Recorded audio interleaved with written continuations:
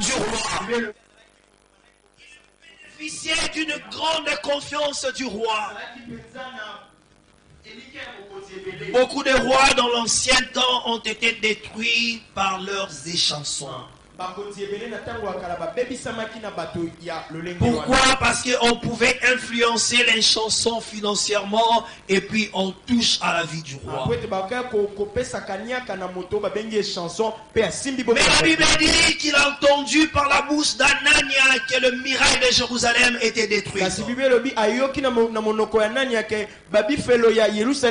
Son cœur était rempli de tristesse. Son cœur était de l'amertume. D'entendre que la terre de ses pères a été détruite. Mes frères et sœurs, la muraille faisait la fierté d'Israël. La muraille constituait une forteresse qui protégeait Israël contre les attaques. La muraille de Jérusalem était la fierté du peuple de Dieu. La muraille de Jérusalem était un lien d'échange entre l'intérieur et l'extérieur. Mais Néhémie apprend que cette muraille a été détruite. Il a été affecté dans son être. Le deuxième objectif de cet enseignement,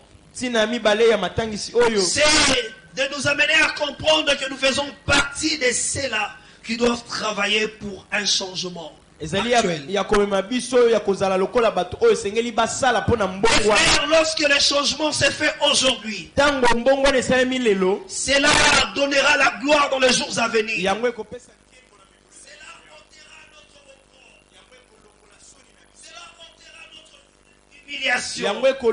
Cela brisera les limites. Israël traversait une période difficile. Lorsque j'étais en train de faire l'étude de ce verset, il y a un élément qui m'a tiqué. Les gens qui étaient là à Jérusalem, ils voyaient réellement la muraille était détruite. Mais ils ne faisaient rien.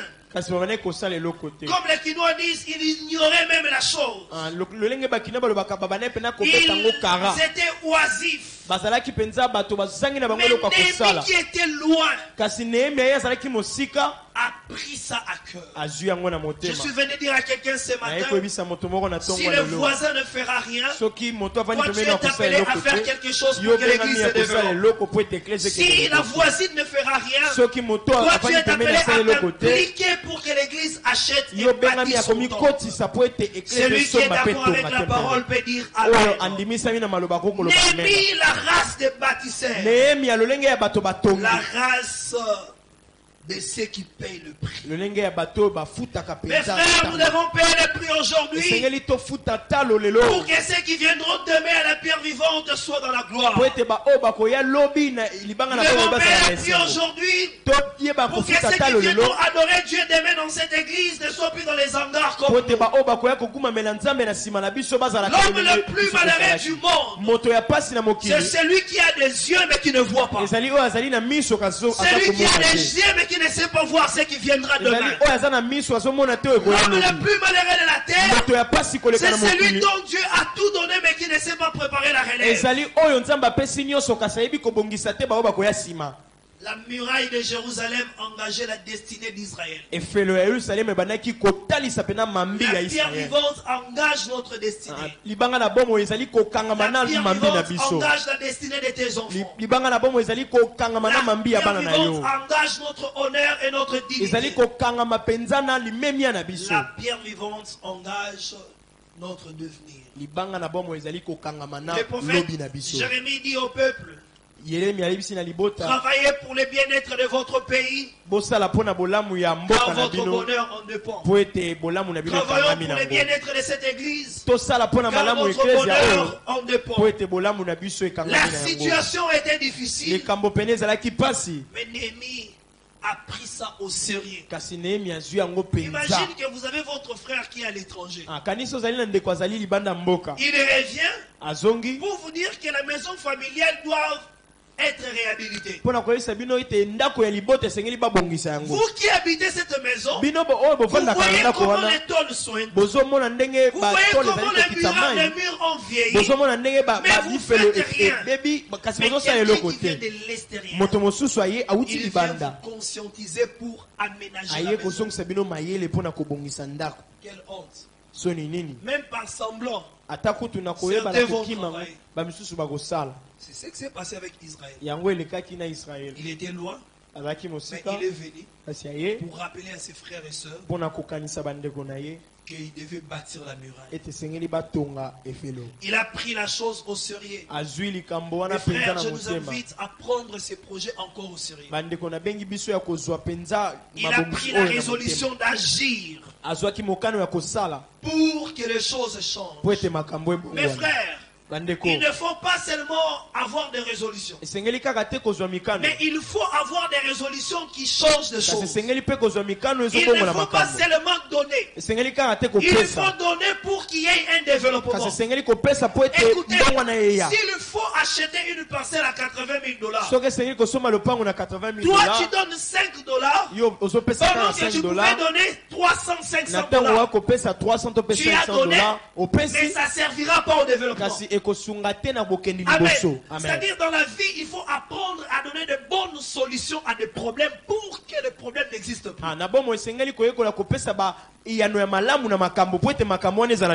Le verset 1 jusqu'au verset 5 du chapitre 2 de Néhémie, la Bible dit ceci. Il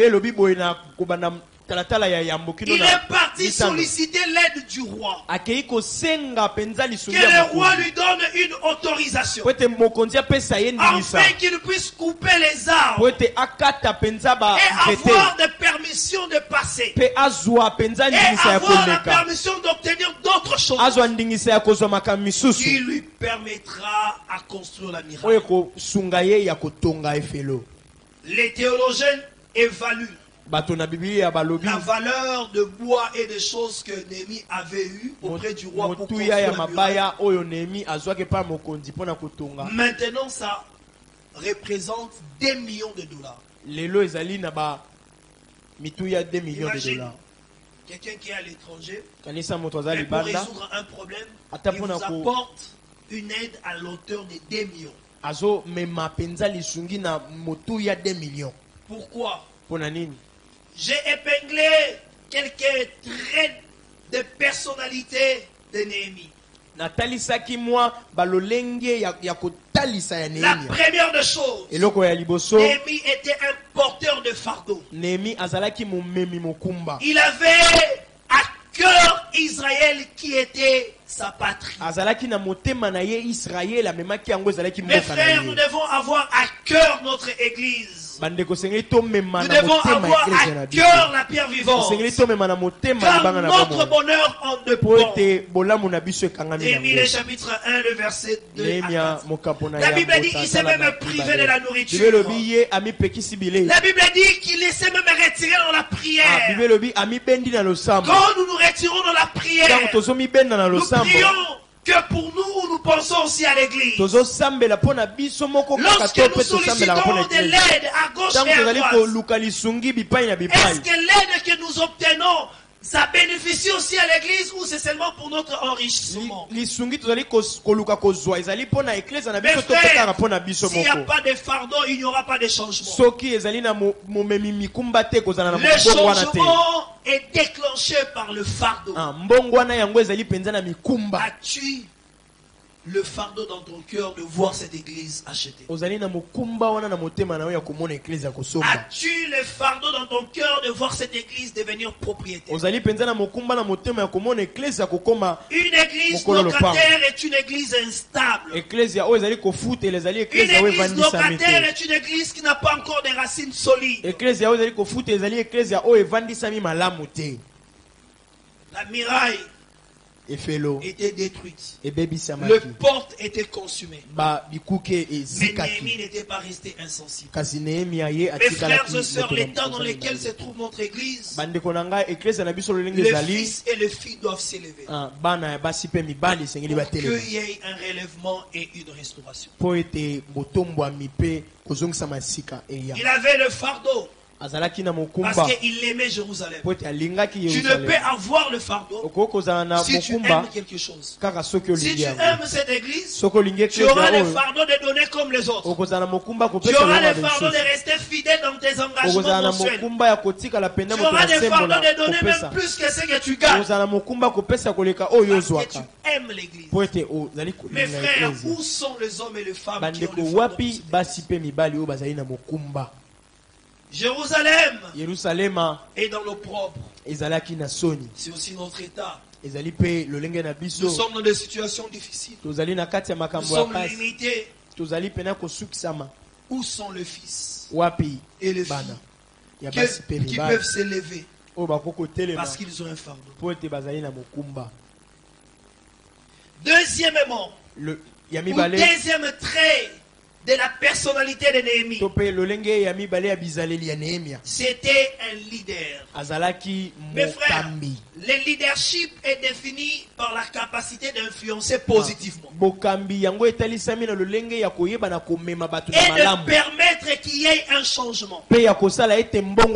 Mon frère, on n'est pas leader parce qu'on est devant les gens. On est leader parce qu'on sait influencer positivement et apporter un développement. Chacun de nous doit se faire leader là où il est. Que tu sois dans ton département où tu diriges, où tu es dirigé, que tu sois dans une quelconque entité de l'église, il faut que ta présence influence positivement les choses dans l'église. Et que nous puissions remarquer, depuis que tu es là, il y a un changement. Ils étaient nombreux en Israël. Mais quand Néhémie est venu, la Bible dit que les travaux ont commencé. Mes frères, Dieu n'a pas seulement besoin des hommes de plus, mais Dieu a besoin des hommes qui apportent un plus. Parce qu'il y a un besoin dans ce monde. Quel est le plus que moi et toi nous apportons dans la maison? Amen. Amen. Amen. Amen. Dans le principe biblique, Dieu utilise toujours un homme pour influencer la multitude. Mais dans le monde, c'est l'inverse. On veut être nombreux pour influencer. Non, mes frères, là où tu es, tu peux influencer positivement pour que l'église se développe. Dans ta manière de faire, dans ta manière de donner, dans tes prières, dans le fardeau que tu as pour l'église. Est-ce qu'on peut acclamer le Seigneur? L'influence de Néhémie a relevé Israël dans l'opprobre. L'influence positive de Néhémie a restauré Israël. La Bible dit que leur tête était courbée par la honte. Mais à cause de ce que Néhémie a fait, Israël pouvait relever la tête au milieu des autres peuples. Mes frères, le temps est arrivé où nous devons relever la tête dans cette église. Le temps est arrivé, nous devons être fiers d'appartenir dans cette église. Le temps est arrivé où nous devons influencer positivement sur base de ce que nous sommes en train de faire et de ce que nous sommes en train d'accomplir comme œuvre. Notre bonheur en dépend du bonheur de cette église, du développement de cette église. Mes frères, si cette église va bien, toi aussi tu iras bien. Mais si cette église va mal, tu seras aussi mal au point. Je vous donne un exemple. S'il y a la guerre au pays, même les églises ne peuvent pas fonctionner. Raison pour laquelle nous devons aussi prier pour notre pays. Pour qu'on aille bien dans ce pays. On fait que nous soyons influencés positivement. Si nous tenons le culte ici, c'est parce que le pays est dans la paix. Si le pays n'est pas dans la paix, on ne va pas tenir le culte. Raison pour laquelle, étant que leader, nous devons plus travailler pour les institutions. Parce que quand l'institution est forte, les hommes appartenant à cette institution deviendront aussi forts. La faiblesse de l'homme noir L'homme noir que nous sommes, nous cherchons plus à devenir fort, à fragiliser les institutions. Raison pour laquelle vous verrez ces directeurs, quand on les change, on la lève dans cette société, il laisse la caisse vide et la société commence à accumuler des impayements. Ça, ce ne sont pas des leaders. Le bon leader, ce sont des gens qui rendent les institutions solides. Raison pour laquelle vous êtes en train de voir, nous sommes en train de travailler par la grâce de Dieu pour que l'église devienne forte. Mes frères, moi dans mon compte bancaire, je n'ai rien. Même pas le pasteur a quelque chose. Mais si vous partez dans les comptes de l'église, vous trouverez l'argent. Pourquoi? Parce que c'est le compte de l'institution. L'institution doit être forte. La faiblesse de l'homme noir, c'est parce que l'homme noir s'est enrichi plus que l'institution. Le jour où cet homme riche n'est plus là, même les institutions ferment. Mais quand vous partez ailleurs, vous allez vous rendre compte que les institutions sont plus fortes que les autres. Ça m'étonne toujours de voir un homme de Dieu rouler dans une voiture de $50,000. Il a un villa à Montfleury à ma campagne. Mais l'église est locataire. Ça, c'est un problème. Ça, c'est un problème. Amen. Amen. Il est même préférable que j'habite Bibois, mais que l'église est propriétaire et l'église a. Pourquoi? Parce que notre Dieu sera respecté et les bâtisseurs seront aussi respectés. Quelqu'un qui est d'accord avec moi peut acclamer le Seigneur. Nous devons influencer positivement. Et nous devons être des agents du développement. Tout leader qui, après sa direction, laisse le déluge, il n'a jamais été appelé. Il peut arriver que nous ne soyons plus là. Mais ceux qui doivent venir après nous doivent travailler sur des choses bâties. Ils doivent trouver du sérieux dans la maison de Dieu. Ils doivent trouver une administration assise. Ils doivent trouver une église digne d'être appelée église. Est-ce que je parle à un cœur ce matin?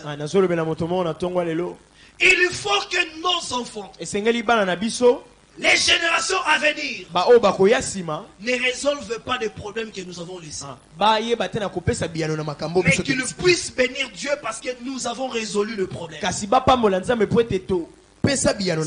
grave erreur pour un leader de laisser à ceux qui viendront après lui des problèmes, de laisser des fardeaux et des charges.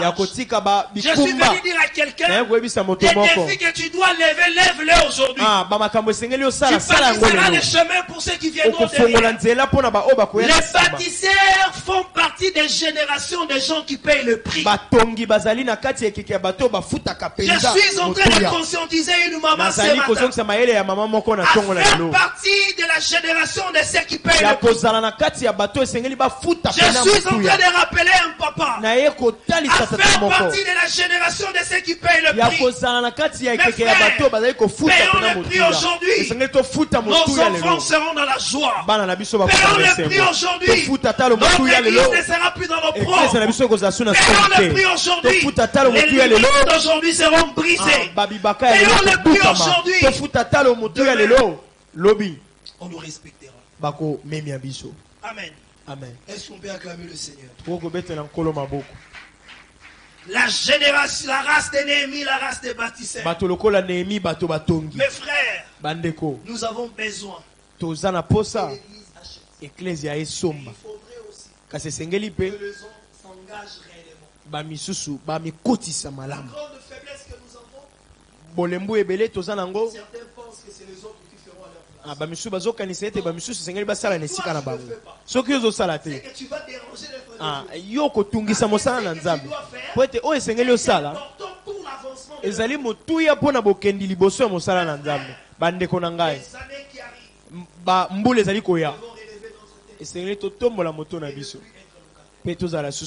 Les années qui arrivent, bambula ezali koya l'œuvre de Dieu doit devenir indépendante. mosala na nzambe sengeli evandisama na yango moko. Les années qui arrivent, bambula ezali koya nous devons être fiers esengeli tozala na esengo Dieu ya kotonga mpo na nzambe tempelo.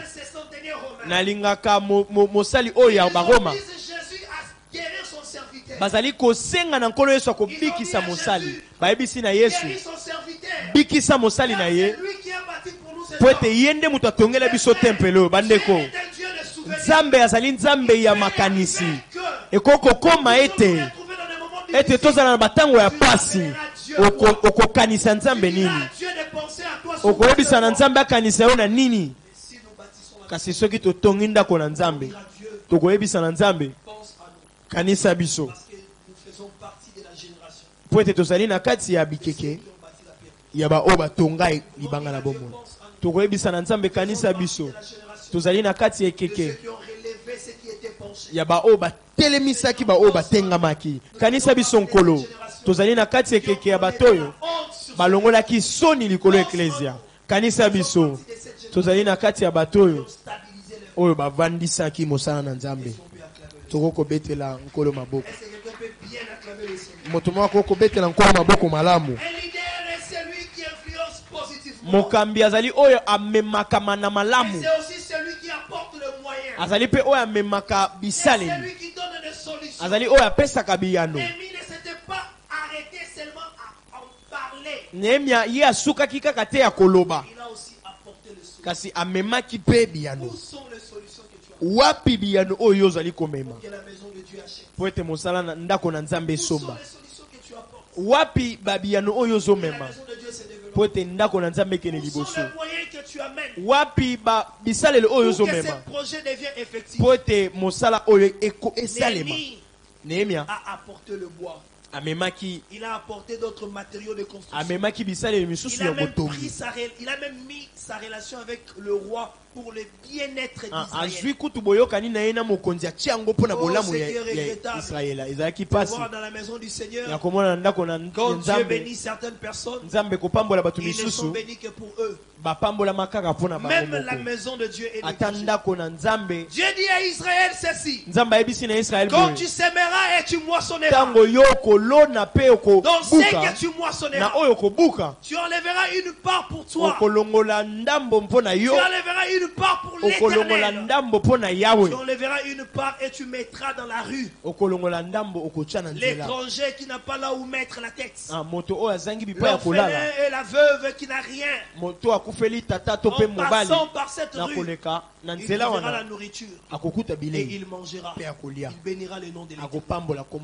Mes frères, sœurs, ce que Dieu nous donne n'est pas toujours pour nous. Dieu peut te donner pour aider son œuvre. Dieu peut te donner pour les autres. Dieu peut te donner aussi pour toi-même.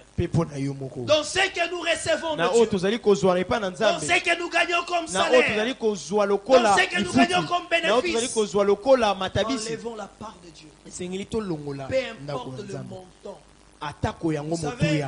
Si vous ne savez pas aller avec Dieu dans l'obéissance jusqu'à un certain niveau, il y a certaines choses que Dieu ne peut pas vous donner.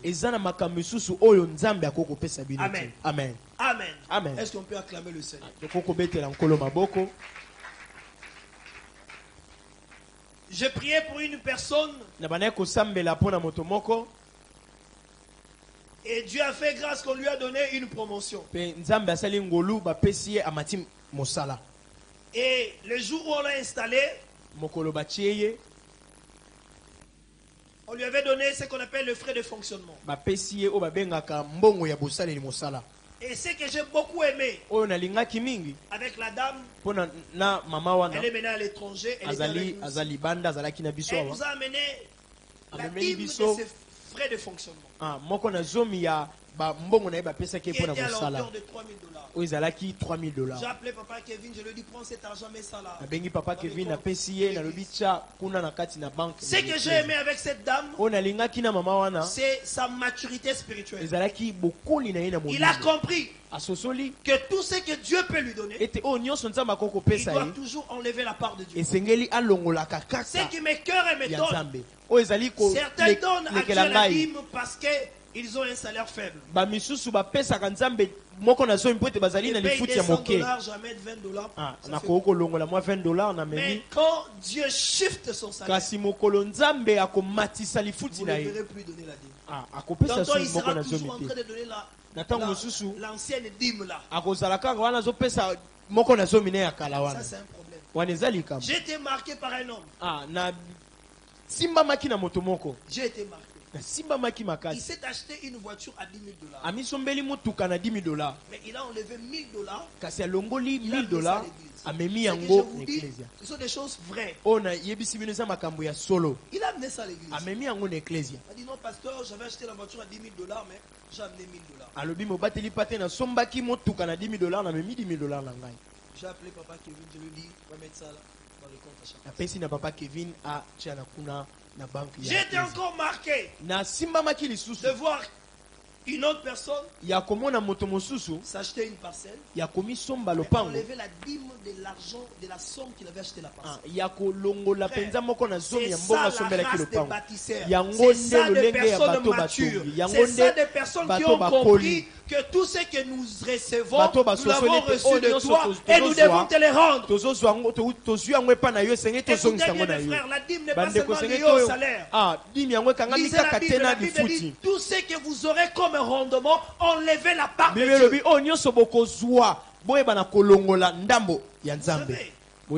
La dîme va au-delà de notre salaire. Le salaire, c'est le fruit de ton travail. Mais la Bible dit ce que tu auras comme rendement. J'ai aimé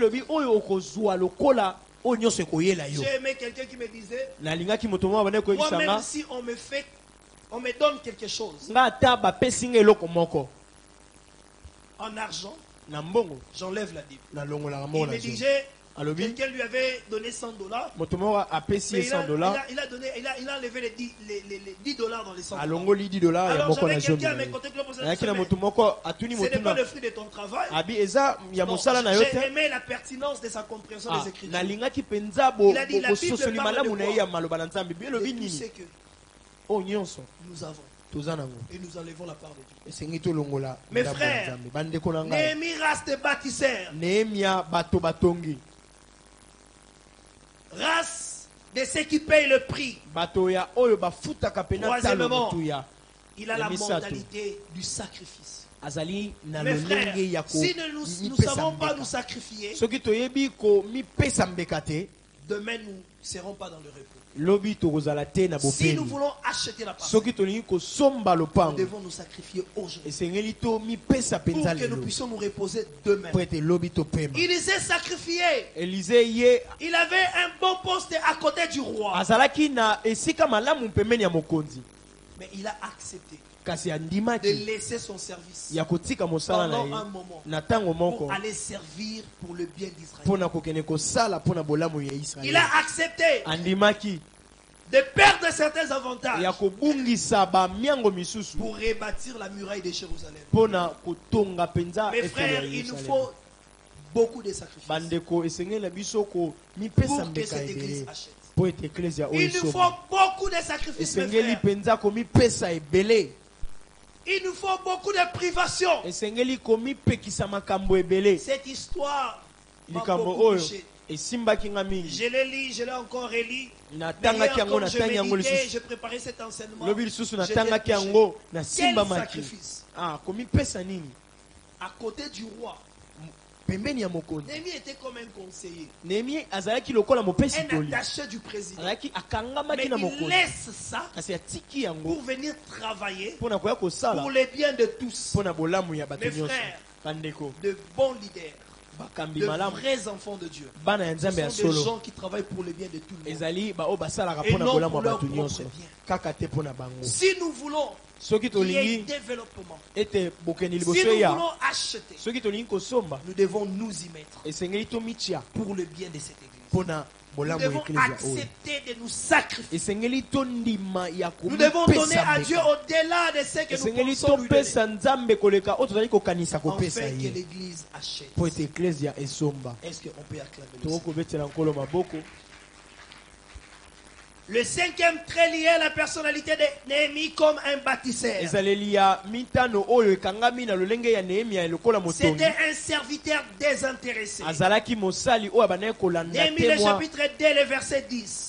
La Bible dit qu'il ne travaillait pas pour ses intérêts, mais il travaillait pour l'intérêt des Jérusalem. Il travaillait pour la restauration de Jérusalem. Nous sommes en train de prier que Dieu nous donne un cœur désintéressé, afin que cette église se développe. C'est bien que nous soyons vêtus avec de belles vestes, avec des robes qui coûtent, avec des chaussures de marque, que nous soyons parfumés. Mais toutes ces choses n'auront pas de valeur si nous prions Dieu dans l'amour, si nous prions Dieu dans un hangar, si nous prions Dieu dans des conditions difficiles telles que nous le sommes. À quoi nous servira de belles voitures, venir avec l'église et les garer à côté, pendant que pour que vous entrez même à l'église il y a de la boue. Quand vous entrez dans l'église il fait tellement chaud parce que vous êtes dans la Cet homme avait un cœur désintéressé. Ce qui était prioritaire, c'était d'abord les intérêts. Ce qui l'a préoccupé, c'était d'abord que Israël relève la tête. Ce qui le préoccupait, c'était le bien de ses frères et sœurs. Ce qui doit nous préoccuper, c'est le bien de cette église. Ce qui doit nous préoccuper, c'est de voir cette église achetée. Ce qui doit nous préoccuper, c'est de voir cette église aller de l'avant. Ce qui doit nous préoccuper, c'est de voir cette église retrouver encore son respect. Vous savez, même quand Dieu sera invoqué sous un arbre, cet arbre sera différent de tous les autres arbres. Parce que Dieu est invoqué là-bas. Si nous invoquons Dieu ici, la pierre vivante doit être différente, parce que dans la pierre vivante, nous invoquons le Seigneur. Le nom de Dieu doit être respecté. Mais regarde les cadres dans lesquels nous invoquons le nom de Dieu. Nos maisons sont plus belles, plus propres que la maison de Dieu. Ça doit nous éclairer, mes frères. Ça doit nous gêner. Ça doit nous déranger. Tous ceux qui travaillent pour la maison de Dieu, Dieu aussi travaille pour leur vie. Dieu est le meilleur patron. Il sait bien rémunérer ceux qui travaillent pour lui. Est-ce qu'on peut acclamer le Seigneur?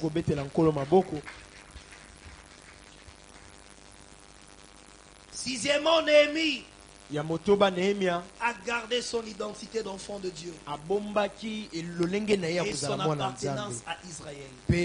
Néhémie, le chapitre 2, le verset 1 à 3. La Bible dit, il a dit au roi, c'est mes frères qui sont dans la souffrance. Je suis israélite. Mes frères, nous devons garder notre identité des enfants de Dieu.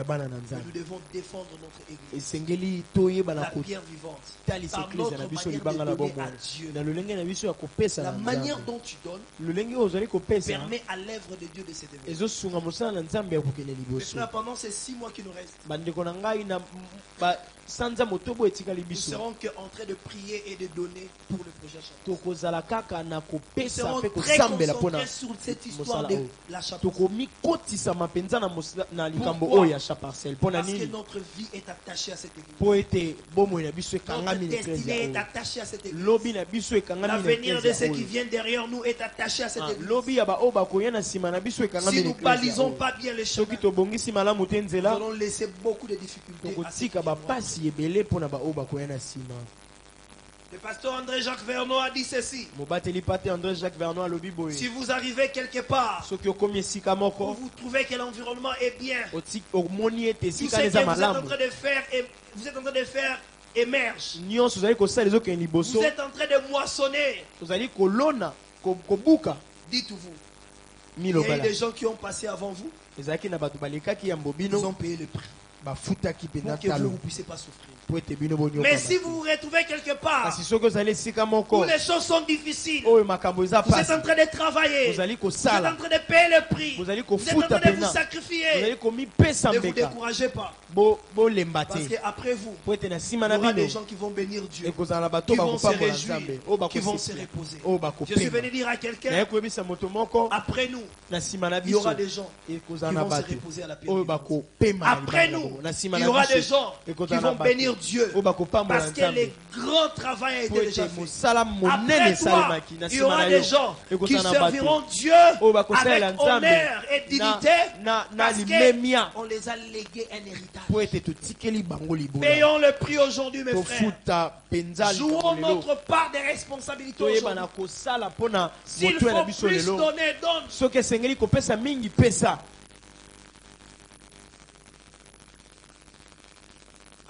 Amen. Amen, mes frères. Amen. Nous devons renforcer les institutions. L'institution, c'est notre église. C'est l'institution divine. Nous devons rendre l'institution forte. Parce que notre bonheur en dépend. L'homme riche de la famille peut passer. Mais pendant qu'il était riche, s'il n'a pas aidé les autres à devenir riches, cette famille redeviendra dans la pauvreté. Parce que l'homme riche n'est plus là. Mais si l'homme riche, pendant qu'il était riche, il a aidé les autres à devenir riches, même le jour où il ne sera plus là, la famille continuera à tenir parce que les autres aussi sont riches. Si notre église achète et bâtit, si notre église devient forte, financièrement, matériellement, même nous les autres qui sommes en train de travailler pour ce projet, si nous ne sommes plus là, ceux qui viendront continueront à bénéficier de l'héritage de Dieu qu'on a laissé. Amen. Amen. C'est ça être spirituel. C'est ça être enfant de Dieu. Travailler pour le bien-être des autres. Payer le prix. Rester fixe sur le principe. Pour que ceux qui viendront demain puissent hériter les bonnes valeurs. Puissent hériter les bonnes choses. Oui. L'église doit être bâtie spirituellement. Mais l'église doit aussi être bâtie matériellement. L'église doit aussi être bâtie sur de bonnes valeurs. Amen. Est-ce qu'on peut acclamer le Seigneur? S'il n'y a pas de fardeau, il n'y aura pas de changement, mes frères. Portez cette histoire à cœur. Ça fait beaucoup des années que nous sommes en train de parler de ce projet. Mais le temps est arrivé où ce projet doit s'accomplir. Ça fait beaucoup des années où nous sommes en train d'enseigner sur ce projet. Le temps est arrivé où une maman doit s'élever pour dire cette affaire me concerne. Un papa doit s'élever et dire cette affaire me concerne. Un jeune doit s'élever et dire cette affaire me concerne. Néhémie ne s'est pas contenté que de sa position à côté du roi et de ses avantages. Néhémie a regardé aussi les autres. Est-ce que tu regardes aussi l'avenir des autres? Pour les biens des autres, bâtissons cette église. Pour les biens même de tes enfants, bâtis l'église. Pour les biens même de tes amis, de tes connaissances, bâtis l'église. Ils ont dit à Jésus, guéris son serviteur, car c'est lui qui a bâti pour nous le temple. Si on peut penser à toi, on pensera à toi sur quoi? Vous savez, j'aime ce que le pasteur Ntimba a dit. Les hommes retiendront de nous soit les biens que nous avons fait pendant qu'on était en vie, soit les troubles que nous avons apportés. Qu'est-ce que les hommes retiendront de toi et moi par rapport à la pierre vivante? Est-ce que nous avons aidé l'église à se développer? Pendant que nous étions là, nous avons laissé que de poids et de fardeaux, et les autres qui viennent après sont en train de souffrir.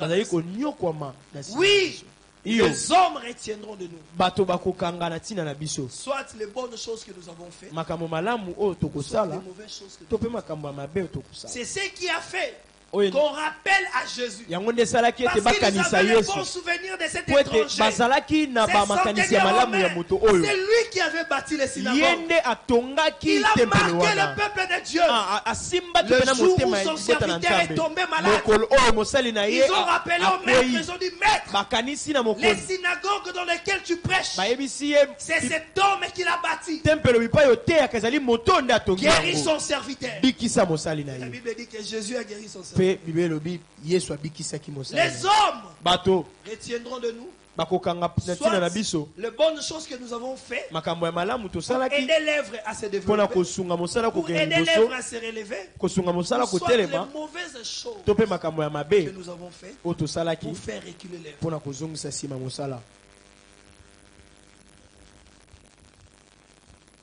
Un bâtisseur est une personne qui se sacrifie pour que les autres entrent dans le repos. C'est ce que Néhémie a fait. Il s'est sacrifié pour voir Israël être plus dans l'opprobre. Un bâtisseur est celui qui donne pour que les autres aillent de l'avant. Un bâtisseur paye le prix parce que ceux qui doivent venir après lui ne doivent plus payer le prix.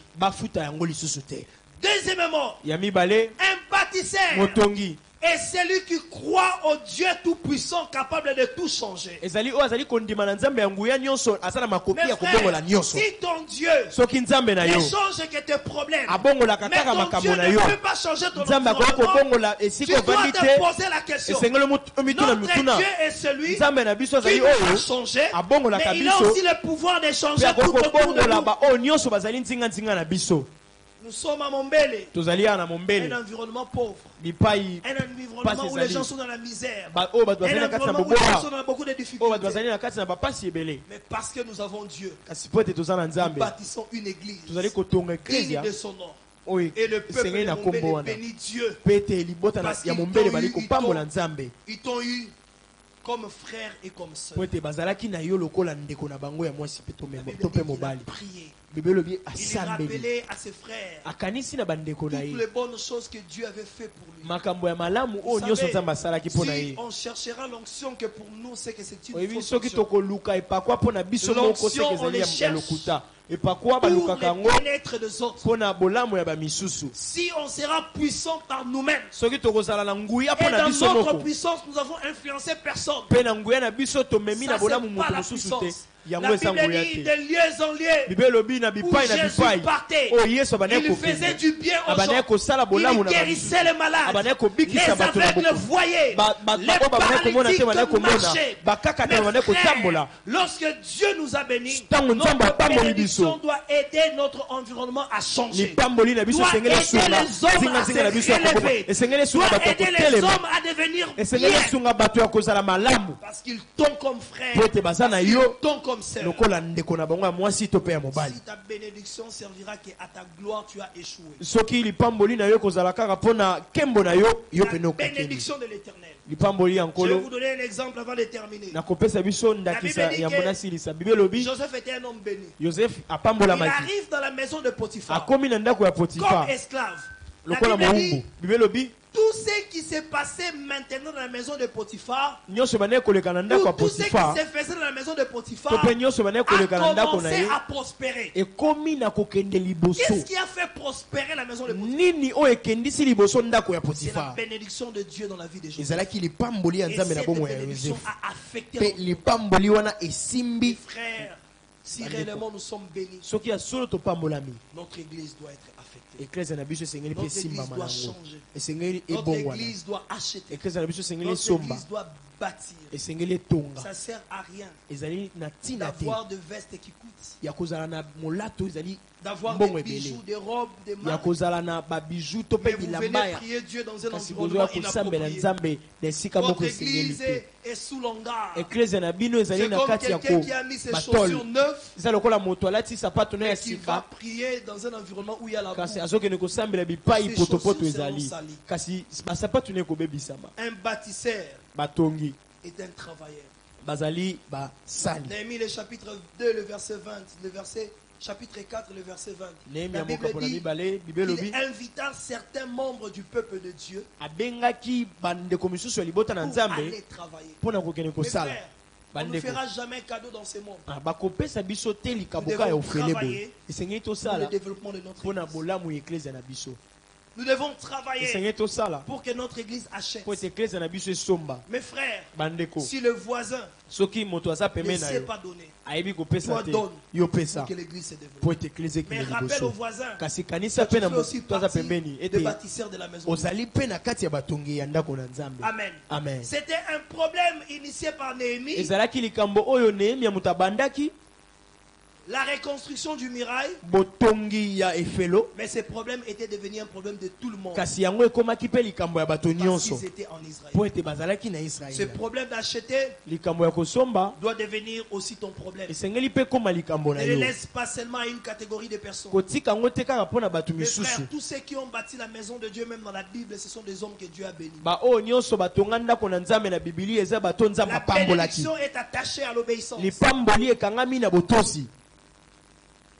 Un bâtisseur est celui qui sait payer le prix pour faire avancer les choses. Est-ce que tu payes le prix pour que l'église avance? Ou toi tu es dans la catégorie de ceux-là qui reçoivent que la gloire? Oh non, maintenant là, on a atteint tel montant. Ah, tu es content. Non, on a atteint tel montant. Mais dans le montant, là, toi, tu as donné combien? Oh non, maintenant là, l'église a fait ça. Ah non, non, l'église a fait ça. Mais toi, tu as fait quoi? Cette affaire de bâtir est une affaire de tout le monde. Néhémie a travaillé avec les autres du peuple de Dieu pour le développement d'Israël, pour la reconstruction de la muraille, pour le relèvement de son peuple, pour chasser l'opprobre. Mes frères, aujourd'hui nous sommes en train de payer le prix pour cette église. Aujourd'hui nous sommes en train de s'aimer avec larmes. Mais je crois au Dieu fidèle. Demain nous moissonnerons avec chant dans l'église. Aujourd'hui nous sommes en train de travailler dans l'humiliation, dans l'opprobre, dans beaucoup de combats et dans beaucoup de difficultés. Je crois au Dieu de la Bible. Il y aura un temps, il nous donnera le repos. Aujourd'hui nous sommes limités dans tout. Nous manquons de tout pour l'église. Nous manquons même de quoi pour faire le culte. Nous manquons même de l'essence pour les groupes électrogènes. Nous manquons même telle chose. Nous manquons même telle chose. Mais je crois que Dieu est le rémunérateur de tout ce qui les cherche. Et Dieu c'est lui qui est fidèle. Dieu est celui qui sait payer ceux qui travaillent pour lui. Je suis venu rappeler à quelqu'un que Dieu nous récompensera un jour. Dieu n'est débiteur de personne. Mes frères, Dieu, le Dieu de la Bible, le débiteur des personnes. Raison pour laquelle David a dit, j'ai été jeune, maintenant je suis devenu vieux. Je n'ai jamais vu Dieu abandonner le juste. Le juste est celui qui a travaillé pour la maison de Dieu. Le juste est celui qui s'est sacrifié pour la maison de Dieu. Le juste est celui qui a tout donné sauf rien pour le développement de la maison de Dieu. Et j'aime la suite, David dit, ni ses enfants manquaient du pain. Vous qui payez le prix aujourd'hui pour cette église, Dieu bénira vos enfants.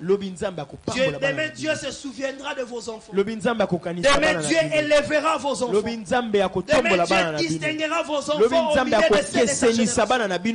Parce que Dieu est un Dieu de souvenir. Il regardera ce que vous avez fait pour lui dans les années passées. Si Dieu ne vous récompense pas aujourd'hui, si même après avoir servi Dieu, vous mourrez, vos enfants vont moissonner le fruit de votre travail. Vos enfants vont bénir Dieu parce que leur mère avait bâti la maison de Dieu, parce que leur père avait bâti la pierre vivante, parce que sa grande sœur avait aidé que l'œuvre avance. Dieu est débiteur de personnes. Ils ont travaillé dans la douleur. Ils ont travaillé dans le combat. Ils ont travaillé dans la honte. Mais j'aime la fin de ces versets. La Bible dit que la muraille de Jérusalem a été construite. Ce qu'ils avaient commencé, ils ont fini. Parce que Dieu était là. Il le faisait pour Dieu. Et ils avaient un cœur. Je crois que ce projet, je crois de tout mon cœur. Dieu je crois. Si Dieu peut donner aux hommes des parcelles, à combien plus forte raison nous une institution, une église avec plusieurs membres. Dieu est fidèle. Que le Seigneur nous bénisse. Et qu'il nous bénisse abondamment. Tu vas t'élever.